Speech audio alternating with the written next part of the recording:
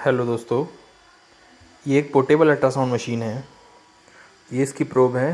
ये एक ख़राब मशीन थी जिसे हमने अभी अभी रिपेयर करके रखा है।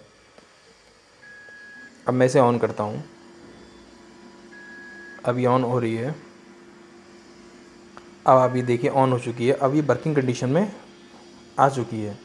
अब हम अपनी इसे प्रोब की मदद से अब इससे हम अपना काम स्टार्ट कर सकते हैं। ये एक पोर्टेबल मशीन अल्ट्रासाउंड मशीन है जिसे हम इजीली इधर से उधर मूव कर सकते हैं।